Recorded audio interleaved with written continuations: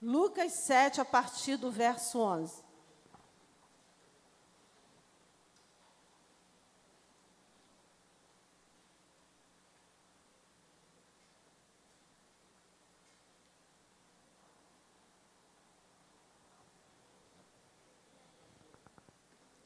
Amém? Glória a Deus. Fica uma dica, né, já que a gente já tem aqui a televisão, que o texto possa também, daqui a um tempo, ser projetado, para a igreja poder estar acompanhando.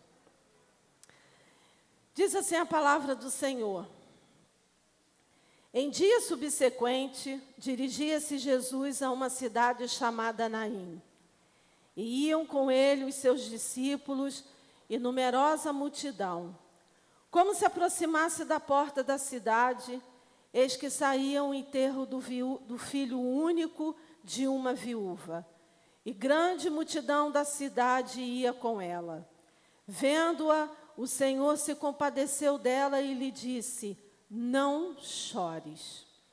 Chegando-se, tocou o esquife e, parando os que conduziam, disse: jovem, eu te mando, levanta-te. Sentou-se o que estivera morto e passou a falar. E Jesus o restituiu à sua mãe. Todos ficaram possuídos de temor e glorificavam a Deus, dizendo: grande profeta se levantou entre nós, e Deus visitou o seu povo. Esta notícia a respeito dele divulgou-se por toda a Judéia e por toda a circunvizinhança. Palavra do Senhor. Querido Deus e amado Pai, nós mais uma vez queremos te glorificar e exaltar o teu santo nome. Queremos, Deus, nesta manhã dizer o quanto somos, ó Pai, agradecidos por estarmos aqui na tua casa de oração. Senhor, que o nosso coração possa estar completamente aberto, Senhor, para ouvir de Ti, ouvir através da Tua palavra aquilo que o Senhor tem para cada um de nós. Porque a Tua palavra, Deus, ela nunca volta vazia, mas ela cumpre o propósito para o qual ela foi estabelecida pelo Senhor, para as nossas vidas. Que nesta manhã o Senhor possa trazer a revelação, Senhor, através, Senhor, oh Deus, dessa narrativa bíblica, a vida de cada homem, de cada mulher, de cada jovem, de cada juvenil, Senhor, que se encontra aqui, Senhor, e também que esteja nos assistindo. Deus nos revela nesta manhã o que está no teu coração para cada um de nós. Nós oramos, Senhor, assim, no nome santo de Jesus, o nome que é sobre todo nome, aquele que é o consumador da nossa fé. Amém? Você pode estar se assentando, glória a Deus. Você pode estar falando glória a Deus nessa manhã.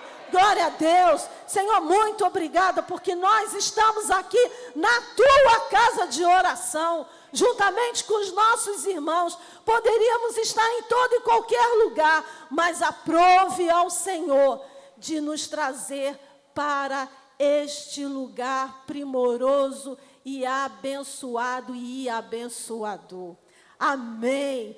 Queridos, quando nós colocamos aqui, né, esse texto bíblico para a nossa reflexão, se nós voltarmos os capítulos anteriores ao capítulo 7, porque é toda uma conjuntura, saibam que a palavra de Deus não é uma coisa solta, né? Quando você pega aí um pedaço dela e ali ela não está dentro de uma contextualização. Não, o texto bíblico, desde Gênesis a Apocalipse, tem assim, é como fosse uma teia, né? Tudo está encadeado, tudo está harmonizado, tudo tem ali um propósito. Então, quando a gente pega essa perícope aqui, bíblica, isso tem aí, tem acontecimentos que antecederam a esse momento. E os acontecimentos que antecederam a esse momento, a entrada de Jesus com os seus discípulos ali na cidade de Naim, porque Naim não é o nome da viúva, né? Naim é o nome da cidade, é onde estava aquela viúva que estava saindo junto com uma multidão para sepultar o seu filho. Nós vamos observar que desde lá do capítulo 6, Jesus está trabalhando. Eu quero te dizer nessa manhã que Jesus sempre trabalha. Sempre trabalha. Trabalha em prol daqueles que o amam, dos seus servos, dos seus discípulos, daqueles que o buscam em espírito, em verdade. Jesus está sempre trabalhando. E quando a gente se atém lá no capítulo 6, de lá para cá, nós vamos observar, que nós não vamos ler, que Jesus, ele começa, ali no capítulo 6, subindo a um monte para orar. E isso é algo que está muito presente na vida de Jesus, a oração. E quando ele acaba daquele período noturno de oração, e o dia amanhece, a palavra ali no capítulo 6 vai dizer que ele chamou e escolheu os seus discípulos. Nada que Jesus fazia sem a oração. Nada do que você venha fazer ou decidir na sua vida, nunca faça sem a oração. Sempre coloque diante do Senhor as tuas decisões. Então, ele passa a noite orando. Quando amanhece o dia, ele chama e escolhe aqueles que iriam ser os seus discípulos e que o acompanhariam ao longo dos 3 anos da sua missão aqui na terra. E logo depois disso, a palavra nos relata que ele sai daquele monte, junto já com os discípulos que havia já escolhido, e ele vai para um lugar plano. E naquele plano, naquela planície, Jesus, ele cura a muitos. Ele cura muitos. Depois de curar muitos, Jesus, ele prega as bem-aventuranças. Jesus, ele ensina e ele exalta a importância da instrução. E ele prossegue. Isso tudo ato contínuo.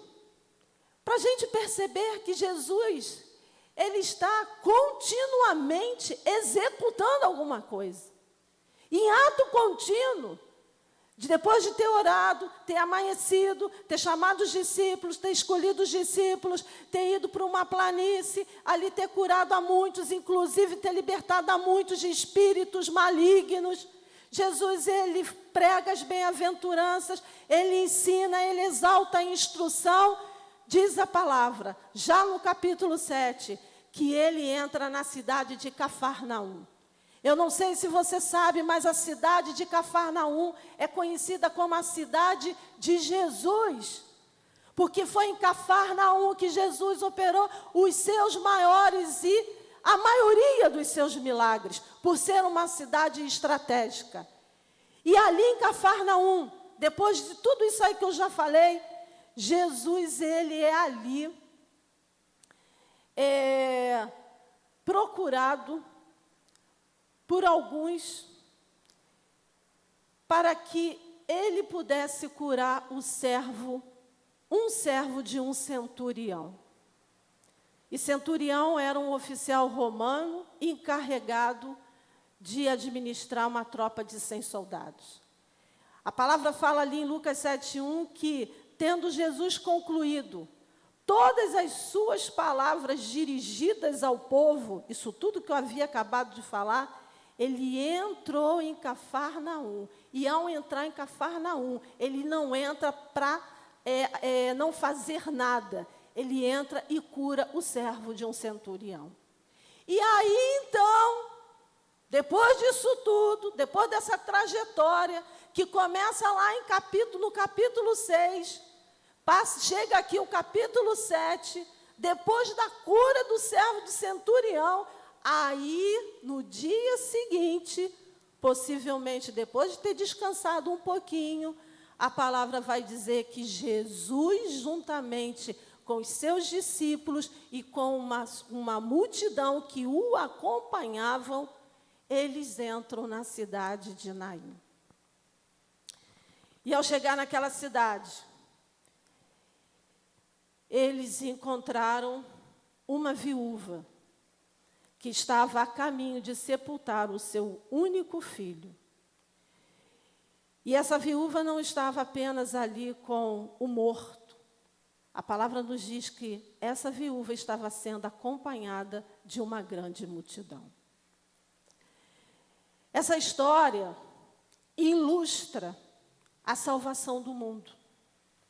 O filho único da viúva representa um mundo morto, seja por conta do pecado ou por conta das suas mazelas.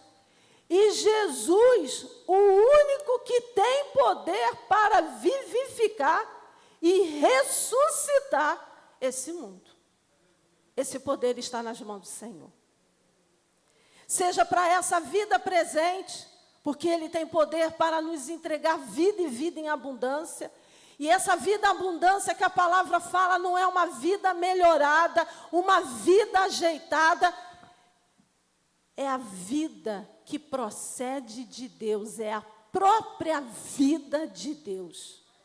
Quando Jesus diz, eu vim para dar vida e vim para dar em abundância, Ele está dizendo, eu vim para dar a minha vida, a própria vida de Deus. E você pode viver essa vida que procede de mim, de uma forma abundante. E ao começar nesta terra. E a promessa, sim, também de uma vida vindoura, de uma vida eterna. Mas algo que eu quero chamar a tua atenção nessa palavra é que Jesus, Ele sempre quer salvar. Jesus, Ele sempre quer vivificar. Jesus sempre quer ressuscitar. Porque quando Jesus está presente, meu amado, minha amada, alguma coisa acontece. Você acredita nisso? Se Jesus está nesse lugar, alguma coisa já está acontecendo desde o início da abertura desse culto. Porque Ele não perde tempo. Ele não é um Deus que deixa passar as oportunidades. Toda e qualquer oportunidade para Jesus, ela é preciosa, porque Ele, dentro daquela possibilidade, dentro daquela oportunidade, Ele opera o impossível, Ele opera o sobrenatural, Ele faz prodígios e maravilha, Ele muda circunstâncias, porque Ele deseja salvar, Ele deseja vivificar, Ele deseja ressuscitar, Ele deseja sempre transformar. Então, se você entrou nessa manhã, como foi dito ao longo desse culto, você não vai sair daqui da mesma maneira que você entrou, ainda que você tenha gozado da presença de Jesus. Mas Ele é um Deus de abundância. E se você já tem experimentado, você pode experimentar mais ainda. Porque esse é o propósito do Evangelho. O Evangelho não tem limites. O Evangelho não está fechado, encerrado numa caixinha. Ele é livre para poder te alcançar, te tocar nessa manhã, desde o alto da tua cabeça à planta dos teus pés. A presença de Jesus vai modificar todo esse quadro que nós acabamos de ler. Toda essa situação de morte. Porque quando Jesus está presente, algo acontece. Você pode repetir? Quando Jesus está presente, algo acontece? Pode repetir? Vamos falar. Quando Jesus está presente, algo acontece. Você pode dar um glória a Deus aí? Você pode dar uma salva de palmas ao Senhor nessa manhã?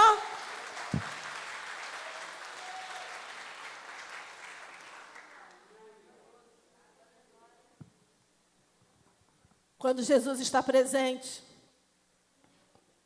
a vida se encontra com a morte. A esperança se encontra com a desesperança. E a indiferença se encontra com a solidariedade. Porque pensem bem comigo, Jesus, seus discípulos, a multidão que estava ali o acompanhando, tinham experimentado coisas tremendas e maravilhosas. Então, era um povo que estava cheio da glória de Deus. Por isso que eu fiz ali, no início da pregação, a introdução para te poder colocar dentro desse contexto.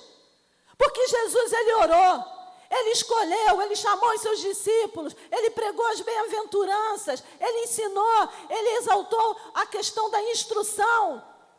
Jesus curou ali o servo do centurião, e esse povo está tudo assistindo isso. Queridos, quando um povo tem consciência, tem testemunho, vive as maravilhas de Deus, não é um povo apático. É um povo cheio de alegria, é um povo cheio de vida, é um povo cheio de presença. E é esse povo que vai encontrar, são essas pessoas que vão encontrar a outra multidão que está acompanhando a viúva no cortejo fúnebre do seu único filho. Uma multidão vai se encontrar com a outra. Com Jesus estavam os discípulos e uma grande multidão. Com a viúva, o defunto, o filho único e uma grande multidão da cidade. Com Jesus, os que já tinham experimentado o poder de Deus. Com a viúva, o morto e pessoas que talvez nunca tivessem ouvido falar de Jesus. Mas estava ali, aquele que tem poder para impactar o mundo. Estava ali, aquele que tem poder de transformar morte em vida, esperança, desesperança em esperança, indiferença em solidariedade, desunião em unidade. Eu quero te dizer nessa manhã que Jesus é o remédio que o mundo precisa. E o mundo precisa de que tipo de remédio? Precisa do remédio da paz, do remédio da esperança, do remédio da abundância, do remédio da alegria, do remédio da santidade, do remédio da perseverança, do remédio chamado fé. A presença de Jesus. Por isso, ali naquela cidade de Naim, diante daquele quadro de morte, fez com que a vida se encontrasse com a morte. A esperança com a desesperança. Os alegres com os tristes. E aí, sabe o que aconteceu? As duas multidões, com sentimentos completamente adversos, uma conhecendo Jesus e a outra não conhecendo. Uma completamente saltitante por conta de todas as obras de Jesus, e a outra cabisbaixa. A presença de Jesus fez com que essas duas multidões se juntassem. E ali virou um único ajuntamento. E isso a própria palavra fala lá no versículo 16. Que uma única multidão se fez. Porque Deus visitou o seu povo. quando nós estamos nesse espaço aqui, vão chegar aqueles que já conhecem Jesus, aqueles que têm a esperança vinda dele, a alegria que brota dele. Mas vão também chegar aqueles que estão completamente sem esperança, sem alegria, e estão vivendo, inclusive, momentos de morte. Mas é nesse ajuntamento que Deus vai operar o milagre. É no ajuntamento desse que Jesus, ele opera o sobrenatural. Por isso que a minha vida, a tua vida, quando nós estamos nesse espaço, e aonde nós formos, precisa impactar o outro. Nunca podemos ser, especialmente nós que já temos essa presença de Deus nas nossas vidas, indiferentes ao outro, indiferentes ao próximo. O texto ali de Romanos 12:15 precisa ser uma realidade na minha vida e na tua vida. Precisamos ali viver o que diz Romanos 12:15. Alegrai-vos com os que se alegram e chorai com os que choram. Então, como um imã, a presença de Jesus tem que nos mover em direção ao outro, especialmente em direção aos que estão padecendo. Seja em direção àqueles que já conhecem, inclusive até mesmo Jesus, mas que passam por algum tipo de adversidade. E também em direção aos que não conhecem Jesus. Não podemos viver, queridos, um evangelho que não se sensibiliza com a dor alheia.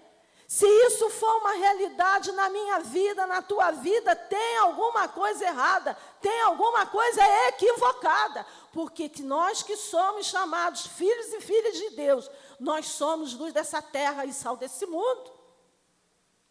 Então é preciso compreender como essa multidão que estava com Jesus, os discípulos e o próprio Jesus, que na direção deles havia ali tristeza, havia ali morte, havia ali pessoas precisando ser impactadas pela glória de Deus. Então é preciso sentir empatia, se colocar no lugar do outro, sentir, a dor do outro, ouvir o que o outro tem para dizer e fazer algo que transforme aquele estado de coisa, aquela situação. Então, aqui nesse texto, embora o encontro das duas multidões tenha se tornado um único ajuntamento, porque a palavra fala que Deus visitou o seu povo ali, e no versículo 7:16, com certeza, a multidão que estava com Jesus impactou positivamente a multidão que estava com a viúva. Nós precisamos ser um povo que impacta a vida de outras pessoas. Você pode dar um glória a Deus por isso? Então, o Senhor faz isso também conosco. Podemos não ter, queridos, a capacidade de mudar o mundo na sua amplitude. Mas podemos mudar os mundos que estão próximos de nós. O que está próximo de você, que você tem condições de estar ali estendendo a tua mão e abençoando, trazendo vida, trazendo alegria, buscando transformação daquela situação. Peça ao Senhor para te dar essa direção, para te dar essa visão. Vidas que chegam aqui, cabisbaixas, desiludidas. Eu tenho percebido, observado o ministério de oração dessa igreja tem estado atento. Quantas vidas, quantas pessoas já começam a receber ministração antes mesmo do culto, já está no seu ápice. Porque estão preocupados em dar de Deus a essas pessoas. Nós precisamos desejar isso de dar aquilo que temos de Deus ao outro, ao nosso próximo. Nós não podemos atualmente abraçar, né, pegar na mão, agarrar, porque o brasileiro, ele é desse tipo. Americano, não.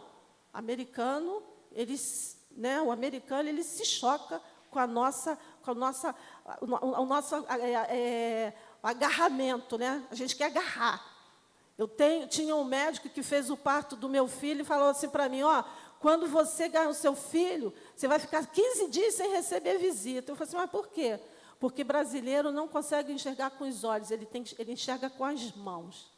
Então, a gente está passando por um período difícil, né?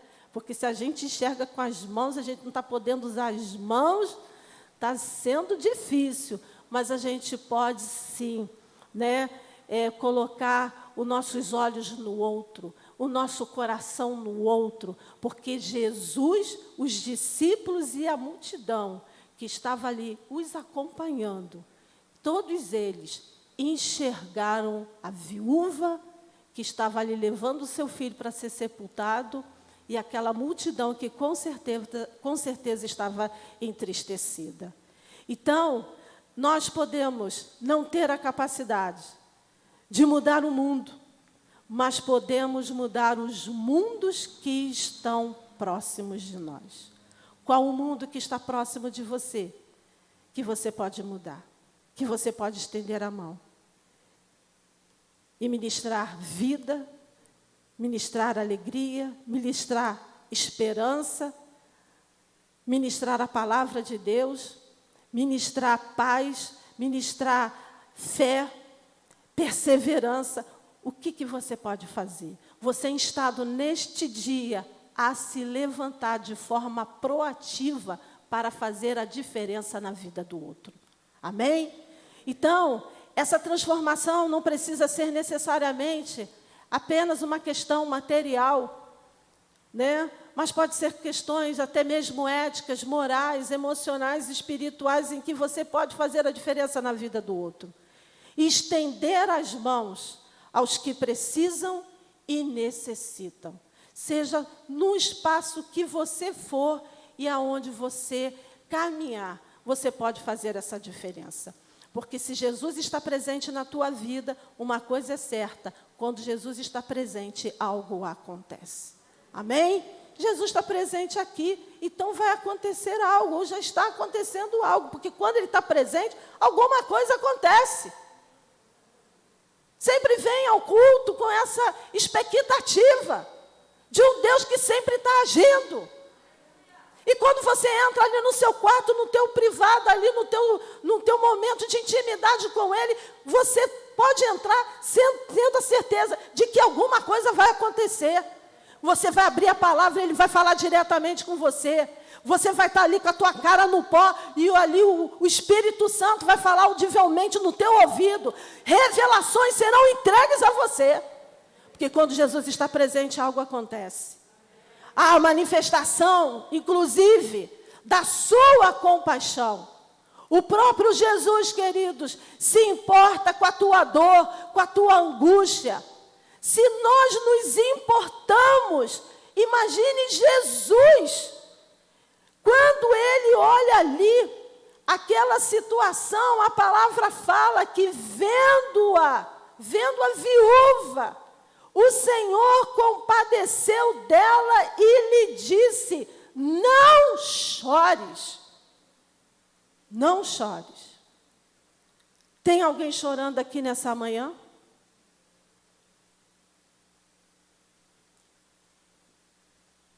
Jesus quer dizer para você nessa manhã, para você não chorar. Ele está dizendo o seguinte, calma, não fique assim. Sabe por quê? Eu sou o Emanuel. Eu sou contigo. A esperança, quando eu estou presente. E isso não é um simples consolo. Isso não é um simples consolo. Mas a expressão de que Jesus vai fazer alguma coisa. Porque quando Jesus ele se move em íntima compaixão, eu quero te dizer nesta manhã, é porque Ele está te levando a um lugar de vitória. Ele está te levando a um lugar de milagre. E vários relatos bíblicos nos dão conta disso. Quando a gente olha ali em Mateus 20, 34, a cura de 2 cegos, a palavra diz assim: então Jesus, movido de íntima compaixão, tocou-lhe nos olhos e logo os seus olhos viram e eles o seguiram. Ali na multiplicação dos pães, Mateus 14, 14, diz assim: e Jesus saindo viu uma grande multidão e possuído de íntima compaixão para com aquela multidão, curou os seus enfermos. Ali em Marcos 1, 40, 41, na cura de um leproso, a palavra diz assim: e aproximou-se dele um leproso que, rogando-lhe e pondo-se de joelhos diante dele, lhe dizia: se queres, bem podes limpar-me. E Jesus, movido de grande compaixão, estendeu a mão e tocou e disse-lhe: quero ser limpo.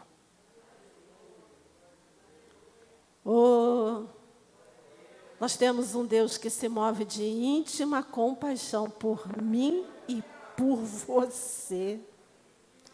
Você entende que a gente acessa o coração de Deus e Ele se move nessa íntima, nessa profunda compaixão? E isso nos dá o entendimento que nós estamos caminhando para um lugar de milagre, para um lugar de vitória. Isso aconteceu também na morte de Lázaro. A palavra ali em João 11:38 diz que Jesus, pois, movendo-se outra vez, muito em si mesmo, veio ao sepulcro, e era uma caverna, e tinha uma pedra posta sobre ela. E dentro daquela íntima compaixão pelo seu grande amigo, em que a palavra diz que o próprio Jesus já havia chorado, ele diz: Lázaro, vem para fora. Venha para fora. A íntima compaixão do Senhor, ela ainda é uma realidade nos nossos dias. Porque a palavra de Deus, ela é viva. E ela é aplicada ainda às nossas vidas. Porque Deus, Jesus, Ele é o mesmo ontem, hoje e será para sempre. Queridos, alguns anos atrás, há muitos anos atrás, a minha família passou por uma experiência muito semelhante a esse texto bíblico. Um sobrinho do meu marido, antes de completar 15 anos de vida, faltando poucos dias, ele começou a apresentar um inchaço nas pernas. Um menino alegre, feliz, era o mais, assim, como eu vou dizer, apimentado, né, das crianças da família.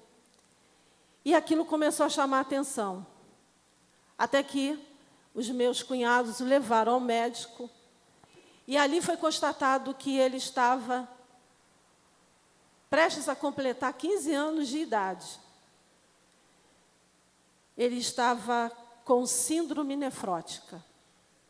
Ou seja, os 2 rins já não funcionavam mais.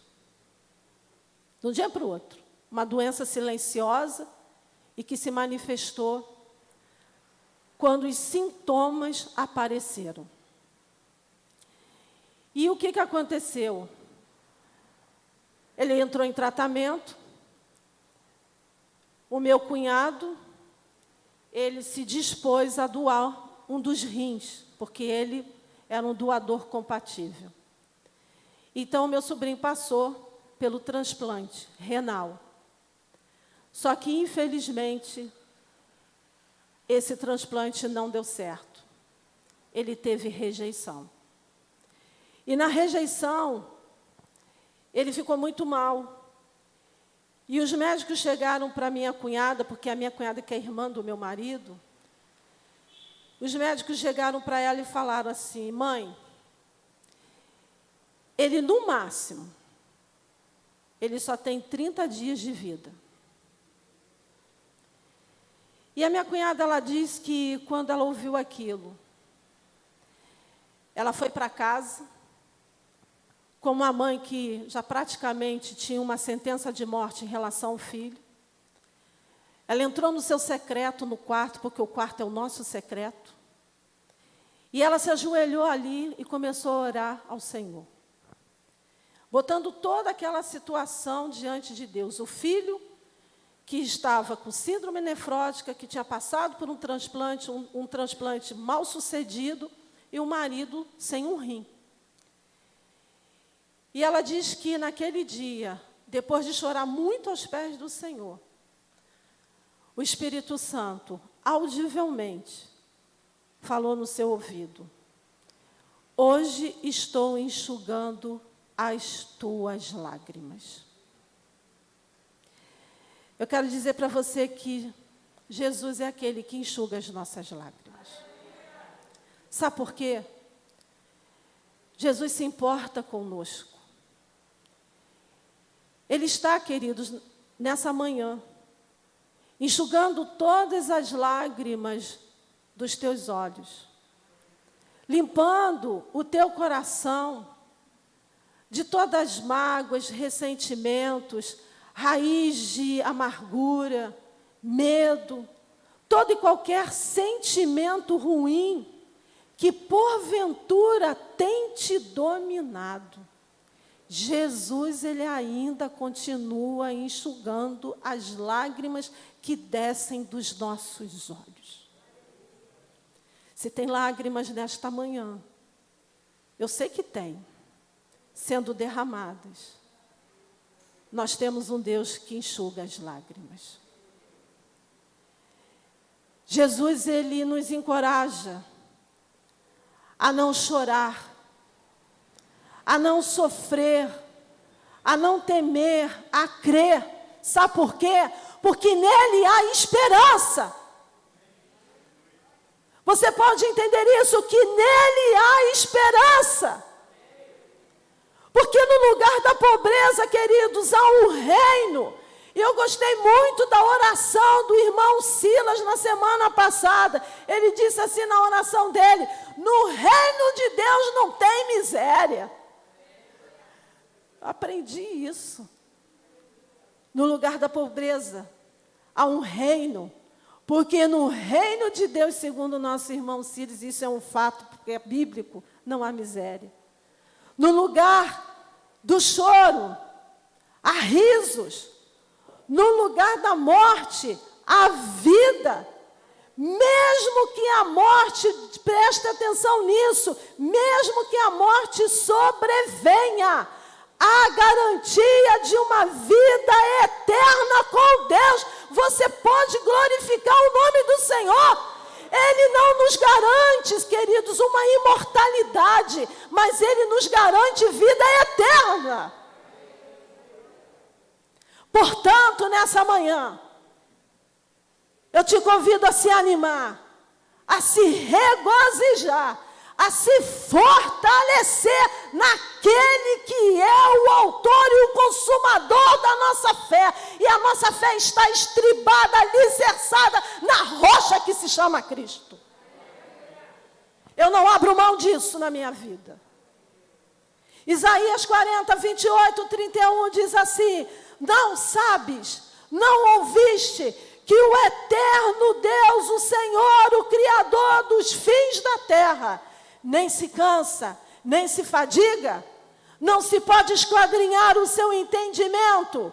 Faz forte ao cansado e multiplica as forças ao que não tem nenhum vigor. Os jovens se cansam e se fadigam, e os moços de exaustos caem.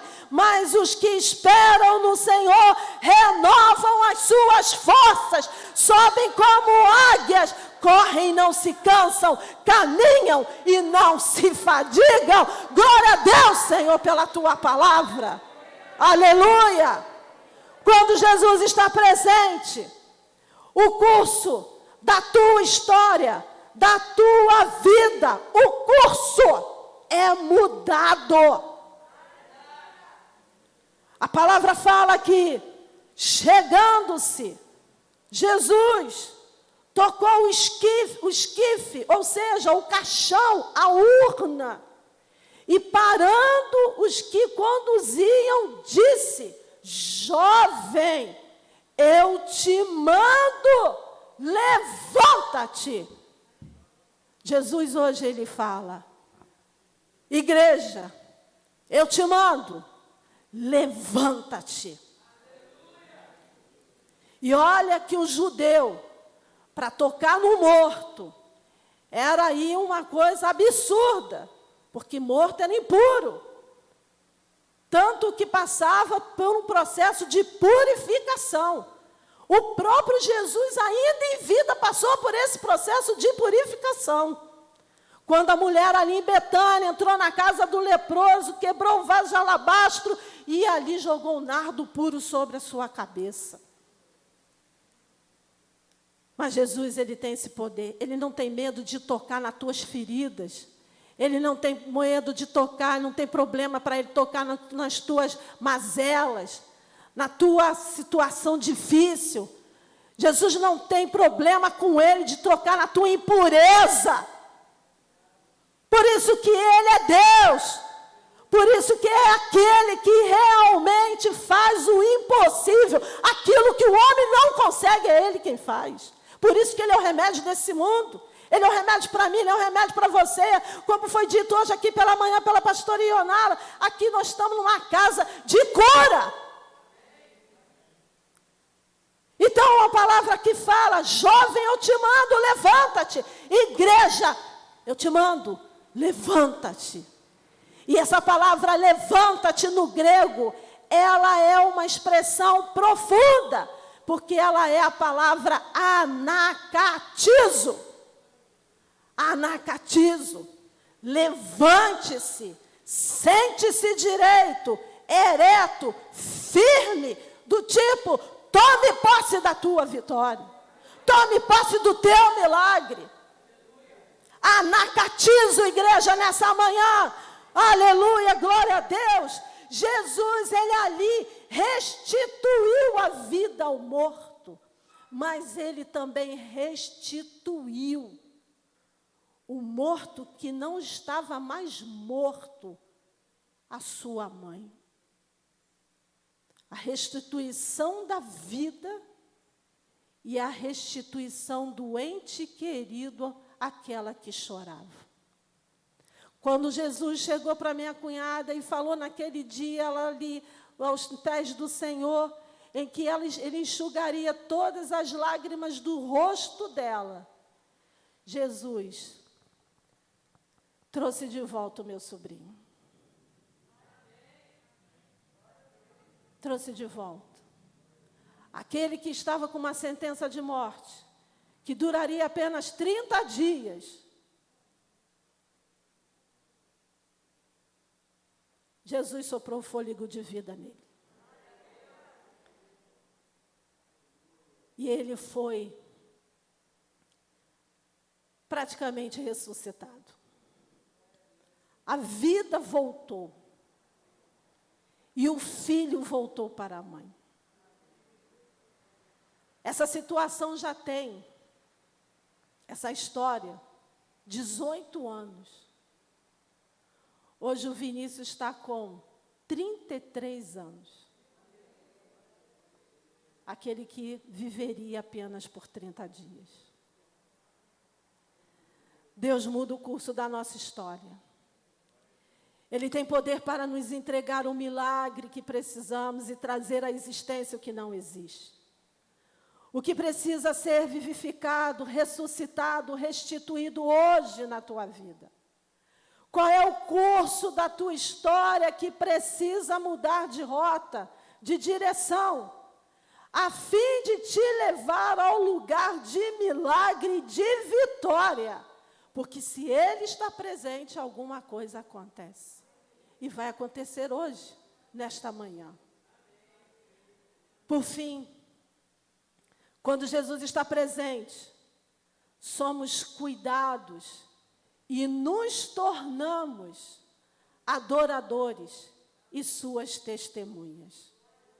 Porque ali no final da palavra nos diz, nos versículos 16 e 17, todos ficaram possuídos de temor e glorificavam a Deus, dizendo, grande profeta se levantou entre nós, e Deus visitou o seu povo. Essa visitação não é uma simples visitação de alguém que vem, que chega, que vê o que está acontecendo e depois vai embora. Essa visitação, essa palavra no grego, significa aquele que aparece para ajudar e para cuidar. Você crê que o Senhor está nos visitando hoje, nesta manhã, para cuidar e para nos ajudar?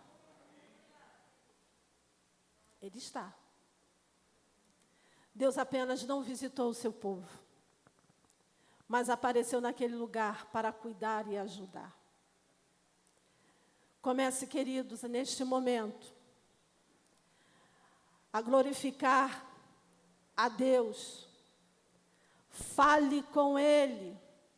Diga-lhes as áreas que precisam ser tocadas por Ele, cuidadas por Ele, ajudadas por Ele. Se você não tem nenhuma necessidade, peça pelos que estão precisando. Ele quer te visitar nesta manhã para cuidar, para ajudar, para trazer aquilo que você precisa e necessita, a te levar a um lugar de cura, de transformação, de vitória do sobrenatural. A fim de que você seja completamente abençoado e abençoada. E depois presta a Ele toda honra, todo louvor, toda glória, toda adoração, e seja testemunha de quem é Jesus nesta terra, impactando os que sofrem. Aleluia! O poderoso Deus está aqui. Se você não abrir o teu coração, ao longo dessa palavra, ainda há uma oportunidade. Porque quando Jesus está presente, a vida se encontra com a morte, a esperança com a desesperança, a indiferença com a solidariedade. Quando Jesus está presente, há a manifestação da sua compaixão. O próprio Jesus se importa com a tua dor, com a tua angústia. Quando Jesus está presente, o curso da tua história e da tua vida, o curso é mudado. E quando Jesus está presente, somos cuidados, ajudados e nos tornamos seus adoradores e suas testemunhas nesta terra. E aí sim podemos fazer a diferença. Aleluia! Se coloque de pé, vamos estar orando, louvando ao Senhor em primeiro lugar e depois levantando uma oração. Comece a pensar o que você quer botar diante do Senhor nessa manhã. Porque a visitação dele nesta manhã é diferente. É para cuidar e para te ajudar. Como ele fez ali na cidade de Naim. Está sendo